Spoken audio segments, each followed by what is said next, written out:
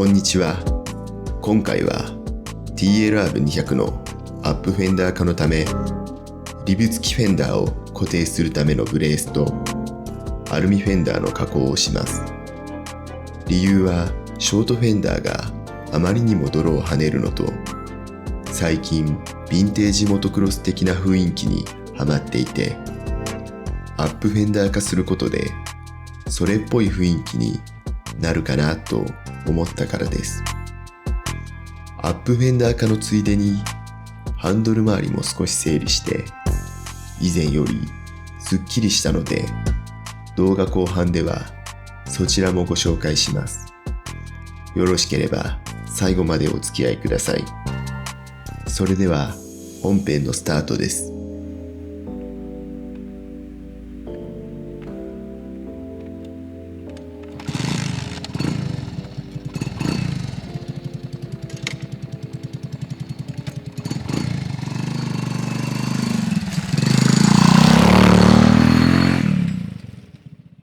さて、最初にアップフェンダー化に必要な部材をご紹介します。厚さ 4mm のアルミ板と 3mm 厚のアルミアングル、M6 外径16、高さ 13mm のアルミスペーサーです。リブ付きフェンダーに使える市販のブレースが見当たらなかったので、自作することにしました。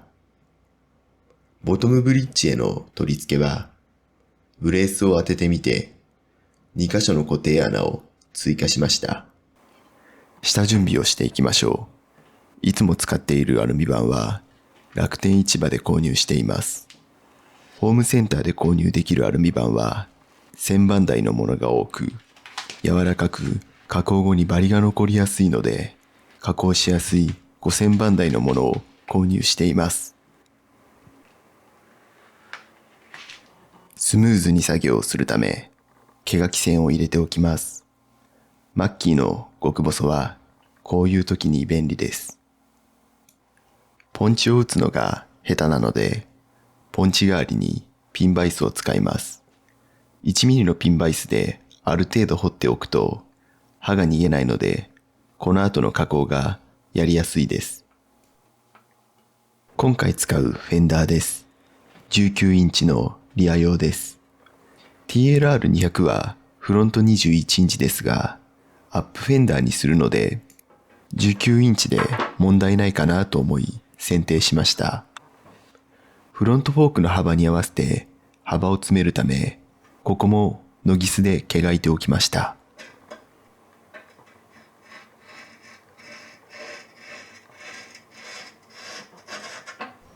では、加工をしていきます。加工といっても、穴を開けて、切って、曲げて、調整しての繰り返しです。装飾のくり抜きはホールソーを使います。Amazon で 16mm から 53mm の10個セットを購入しました。なかなかよく切れるので、アルミ加工であればおすすめできそうです。ホールソーは穴が貫通する直前に抵抗が大きくなるので、部材と手が持っていかれないように注意してください。フェンダー固定用の穴とボトムブリッジをつなぐための穴を開けていきます。すべて 6.5mm としました。TLR200 にはボトムブリッジに純正カウル固定用の M6 のネジ穴があるので、その部分を利用します。このあたりは元の車種や使うフェンダーによってだいぶ異なるので、デザインの雰囲気の参考になれば幸いです。作業は少し進んでブレースの外径を切り出しています。この後ベルトサンダーで整えるので、大まかな切り出しで OK です。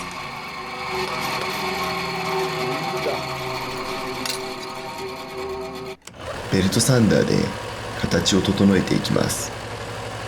アルミは一気に削りすぎるとグズグズになるので、少しずつ削りましょう。作業台に固定してフェンダーのアールに合わせて気合で曲げていきます。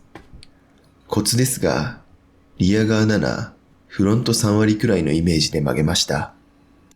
ボトムブリッジに仮固定すると、こんな感じです。最終的には、車体取り付け後に微調整をします。予算の関係で中古のリアフェンダーを使うので、こちらも加工していきます。DLR200 のフォーク間の距離に合わせ、幅を 110mm に詰めました。技術があれば、サイドはカットでなく巻き込みたいですね。塗装を落とします。少し傷をつけてから塗装剥がしをかけましたが、全く取れなかったので、結局グラインダーで全て落としました。あとは取り付けて微修正を加えるとオープニングの姿になります。ボトムブリッジとの接続部はブレースに2箇所の穴を追加してアルミアングルで固定をしました。リア側は特に固定できる場所がないので、ハンドル動作に干渉しない場所を探して2箇所穴を追加、ブレースに切り込みを入れて固定しました。作業前後の変化です。だいぶ雰囲気が変わったんじゃないでしょうか。XL とか SL みたいな感じですね。私的にはとても気に入りました。では、こっからはハンドル周りの変更点についてご紹介します。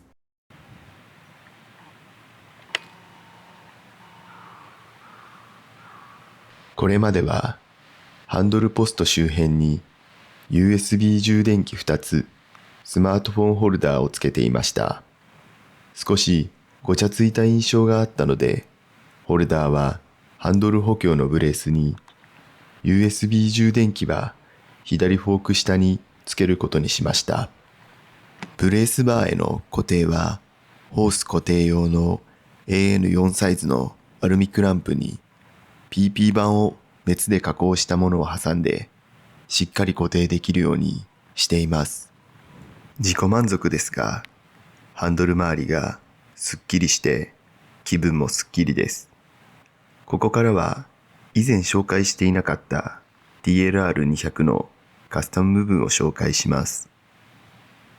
まずはミラーです。ミラーホルダーを上下逆につけて汎用のミラーをつけています。前にオフセットさせることでタンクとの干渉を防いでいます。ステップは R1250GS のオフセットブラケットを流用してスタンディングを楽にしています。ハンドルライザーと合わせ5センチくらいは高さが変わるので、スタンディングの姿勢はかなり楽になります。ブローバイ取り出しはリードバルブをつけています。気持ちエンジンブレーキが穏やかになります。古くなっていたプラグキャップは NGK の赤色に変えて、エキゾーストパイプはステンレス製のものに純正ヒートガードをバンドで固定しています。さて、今回はこれでおしまいです。アップフェンダーにした結果、バネ下が軽くなったおかげなのか、ハンドル周りを組み直したおかげか、フォークの動きが柔軟になったような気がします。もともとダウンフェンダーの車種が好きで購入した TLR200 でしたが、時間の流れで好みは変化して、今はこの見た目がすごく気に入っています。皆さんはアップフェンダーとダウンフェンダーどちらがお好きでしょうか。ぜひコメントで教えてください。最後は少しだけ走行動画をお届けしておしまいです。この動画が少しでも皆さんの参考になれば幸いです。それでは次の動画でお会いしましょう。さようなら。